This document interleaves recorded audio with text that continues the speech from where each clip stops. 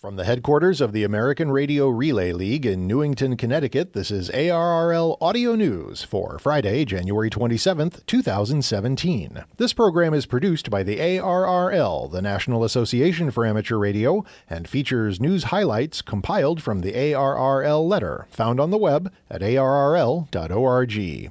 I'm Sean Kutzko, KX9X. And I'm your co-host, Carla Pereira. In this week's report, the Amateur Radio Parity Act of 2017 speeds through the U.S. House of Representatives. CEPT meeting makes progress on WRC 19 agenda items affecting amateur radio. And a CIA declassified database includes information about Soviet-era amateur radio. Those stories and others, plus Bruce Page, KK5DO, with this week's satellite update, all coming up now.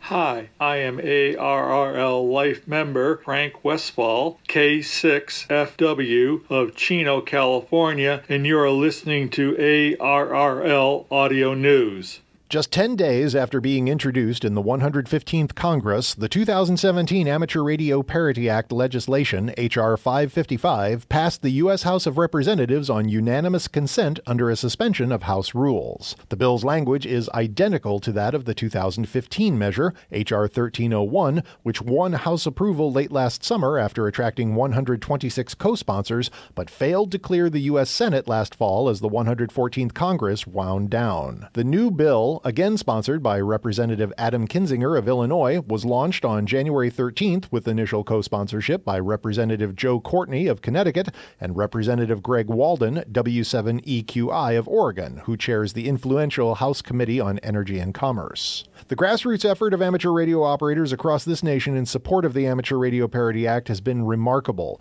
Nothing like we've ever seen before, said ARRL President Rick Roderick, K5UR. The bill arrives in the U.S. Senate with ample time in which to garner its approval through an education campaign. We are very encouraged by the speed with which this bill made it through the House, said ARRL Hudson Division Director Mike Lysenko, N2YBB, who has been at the forefront of the legislative initiative. With the help of ARRL members, we believe we can get this done, Lysenko continued. Member participation in this final push is critical. The FCC's new chairman, Ajit Pai, this week praised U.S. House action on H.R. 555 and other telecommunications-related legislation that cleared the chamber the previous day. H.R. 555 calls on the FCC to establish rules prohibiting the application of deed restrictions that preclude amateur radio communications on their face or as applied. Deed restrictions would have to impose the minimum practicable restriction on amateur radio communications to accomplish the lawful purposes of homeowners associations seeking to enforce the restriction.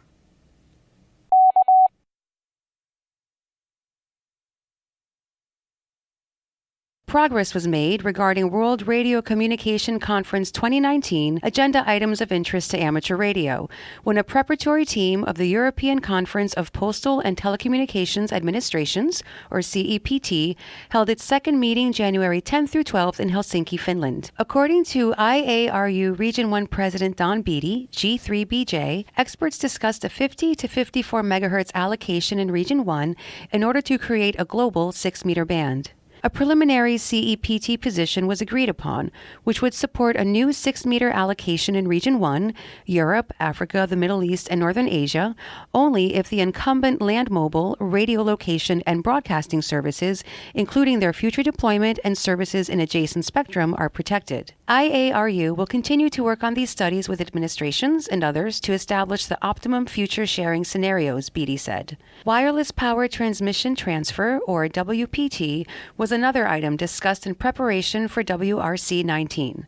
Studies would assess suitable harmonized frequency ranges to minimize the impact of WPT for electric vehicles on radio communication services. Various organizations are in the process of approving standards intended for global and regional harmonization of WPT technologies for electric vehicles.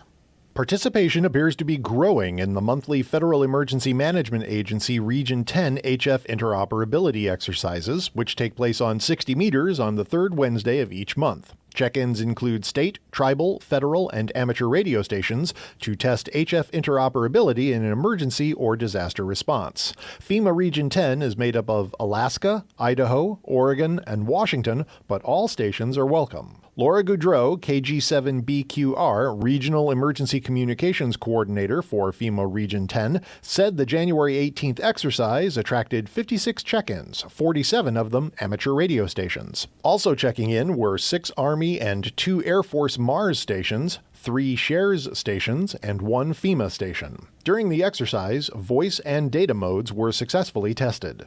The January numbers are up from 48 total check-ins, including 42 radio amateurs, in December. The interoperability net between federal stations and amateur radio licensees has been coordinated and authorized by the NTIA and the FCC. The next FEMA Region 10 HF interoperability exercise will take place on February 15th. Online, via podcast, and on repeaters throughout North America, you're listening to ARRL Audio News.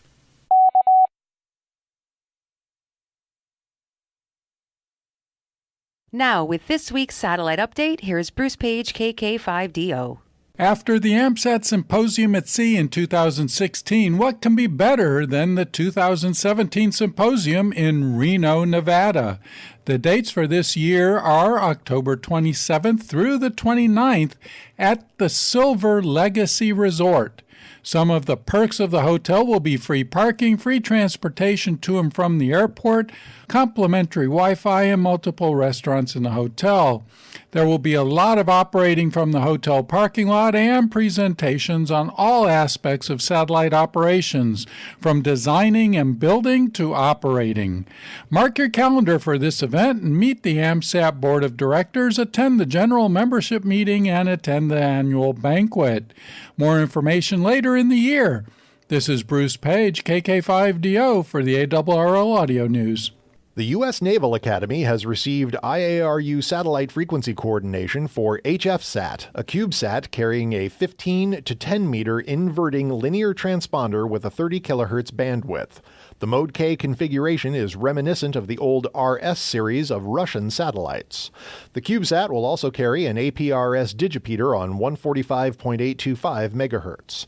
The U.S. Naval Academy's Bob Bruninga, WB4APR, said HFSat is designed to demonstrate the viability of HF satellites as a backup communication system, taking advantage of HF radios found in a typical amateur radio installation, or frequently used to support disaster and emergency response communication. A standardized CubeSat VHF communication card based on the popular Bionix MTT4B all-in-one APRS TinyTrack 4 module for telemetry, command, and control is under development at the Academy. Students are working with Bill Ress, N6GHZ, on the HF transponder card. HFSat's control operator will be Todd Bruner, WB1HAI. Bruninga sees a future for amateur radio satellites operating on the HF bands. HFSat will operate under the ITU rules of the Amateur Satellite Service, since not only does that service currently have allocations for satellite relay on HF, but it's also the only service with nearly a century of knowledgeable operators' experience with the HF bands under all conditions, Bruninga wrote on the HFSat webpage.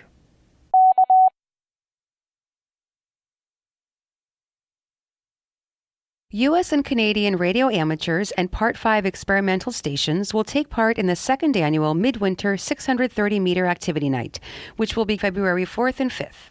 Radio amateurs in the U.S. will be able to make cross-band contacts with Canadian participants. This event is being undertaken because of the continuing worldwide interest in 630-meter activities, said ARRL 630-meter experiment coordinator Fritz Raab, W1FR, in announcing the event. He said U.S. radio amateurs are looking forward to gaining access to the new band, while Canadians are eager to learn more about the present level of amateur activity on their newest ham band. This activity night will give interested radio amateurs in both countries an opportunity to see firsthand what is happening, and cross-band activity with Canadian amateurs will offer a chance for U.S. hams to take part in the activity, Rob said. This event is open to both radio amateurs and listeners. Rob said it will provide an opportunity for participants to test their receive capabilities at 472 kHz. Operation will be in various modes. ARRL member Paul Elliott, W5DM of Hobbs, New Mexico, recently celebrated 80 years as a ham radio operator. Growing up during the Great Depression in Kingsville, Texas, Elliott got his ham ticket at age 14 as W5GGV. Now 94, Elliott eventually worked his way to the top rung, amateur extra, back in the day when that license offered no additional privileges, just prestige. It did later allow him to apply for a 2-letter suffix call sign, though, and he became W5DM. His first rig was homebrewed from Atwater, Kent radio parts with a wire to a tree for an antenna, but he remembers making his own Galena crystal for a crystal set and experimenting with a Model T spark coil. He continued building his own transmitters and receivers for a couple of decades, operating CW until SSB came along. Elliott succeeded in working all states on 160 meters from a 120 by 120 electrically noisy city lot with a long but low semi-inverted L, as he described it. He now has 189 DXCC entities confirmed on top band.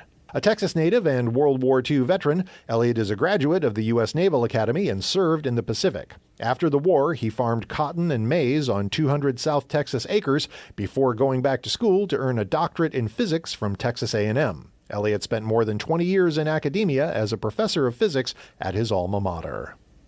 Hi, I'm ARRL member Craig K9CT of Trevoli, Illinois, and you're listening to ARRL Audio News.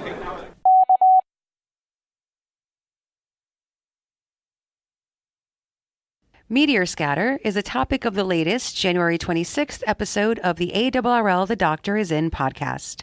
Sponsored by DX Engineering, ARRL The Doctor Is In is an informative discussion of all things technical. Listen on your computer, tablet, or smartphone whenever and wherever you like.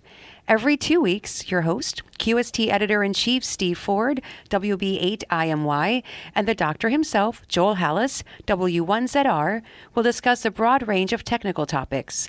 You can also email your question to doctor@arrl.org, and the doctor may answer them in a future podcast. Enjoy ARRL The Doctor Is In on Apple iTunes or by using your iPhone or iPad podcast app. You can also listen online at Blueberry, Stitcher, and through the free Stitcher app for iOS, Kindle, or Android devices. And finally, CIA reports relating to amateur radio in the former Soviet Union, including the Baltic states and Warsaw Pact countries, are among documents declassified to a new searchable online database, the CIA Freedom of Information Act Electronic Reading Room. Documents cover translations and assessments of amateur radio clubs, training, monitoring Sputniks, technology and equipment, QSL cards, and ruminations on a plan to monitor U.S. ham radio transmissions for activities of interest to the intelligence community. Searches on amateur radio or ham radio will yield multiple documents, some heavily redacted. For example, a 1949 memo largely dismissed the use of amateur radio in the Soviet bloc as an intelligence gathering tool. Except for possibilities in the counter-espionage field, it is believed that exploitation of amateurs with reference to the USSR and satellites could lead at best only to information concerning the location of ham transmitters, an item of dubious intelligence value, said the memo, which carried the subject line, Exploitation of Radio Amateurs. Another memo from the same year showed that the USSR viewed the growing cadre of radio amateurs as the next generation of engineers. Documents covering a wide range of topics not necessarily related to amateur radio also have been declassified, sanitized, and made available to the public for the first time in this archive. Some of those documents were only available previously in a closed system at the U.S. National Archives. And that concludes ARRL Audio News for this week. Our thanks to all contributors to this week's report. ARRL Audio News is produced by the American Radio Relay League, the National Association for Amateur Radio. For more information on amateur radio or the ARRL, visit us on the web at arrl.org. You can also find us on Facebook, Twitter, and Instagram by searching for ARRL. If you have a question or comment about audio news, email us at audionews@arrl.org. This program is copyright 2017 ARRL. All rights reserved. Until next week, I'm Carla Pereira. And I'm Sean Kutzko, KX9X 73, and thanks for listening.